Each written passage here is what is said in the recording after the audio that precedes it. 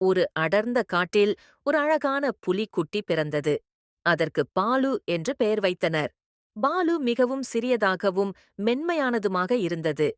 அதன் தாய் பாலுவை மிகவும் பாதுகாப்பாக வளர்த்தது. பாலு தினமும் தன் தாயுடன் விளையாடி காட்டைப் பற்றி பல விஷயங்களை கற்றுக்கொண்டது.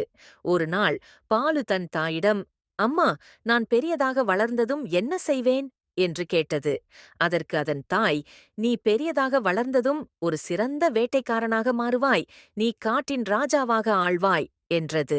பாலு மிகவும் உற்சாகமாக இருந்தது. அது தினமும் தன் தாயுடன் பயிற்சி செய்தது.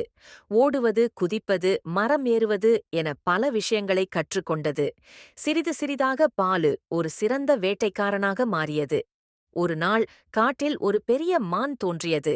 பாலு அதை வேட்டையாட முடிவு செய்தது. அது மிகவும் கவனமாக மானை நெருங்கியது. பின் ஒரு திடீர் தாக்குதலில் மானை பிடித்துக் கொண்டது. பாலு மிகவும் மகிழ்ச்சியாக இருந்தது. பாலு தன் தாயிடம் சென்று, அம்மா, நான் ஒரு மானை வேட்டையாடினேன் பாருங்கள் என்று காட்டியது. அதன் தாய் பாலுவை பார்த்து பெருமையுடன் தலையாட்டியது. பாலு படிப்படியாக காட்டின் ராஜாவாக ஆனது. அது காட்டை மிகவும் நன்றாக பாதுகாத்தது. அனைத்து விலங்குகளும் பாலுவை மிகவும் மதித்தன. ஒரு நாள் காட்டில் ஒரு பெரிய காட்டுத் தீ ஏற்பட்டது.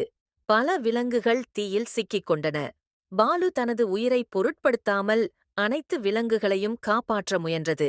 அது தீயில் சிக்கிய விலங்குகளை தனது வாயில் கவ்வி பாதுகாப்பான இடத்திற்கு கொண்டு சென்றது. பாலுவின் இந்த தியாகத்தை பார்த்து அனைத்து விலங்குகளும் மிகவும் மகிழ்ந்தன. அவை பாலுவை ஒரு ஹீரோவாக பார்க்கத் தொடங்கின. பாலு தனது வாழ்நாள் முழுவதும் காட்டை பாதுகாத்து வந்தது. அது ஒரு சிறந்த ராஜாவாகவும் ஒரு மிகச் சிறந்த நண்பனாகவும் இருந்தது.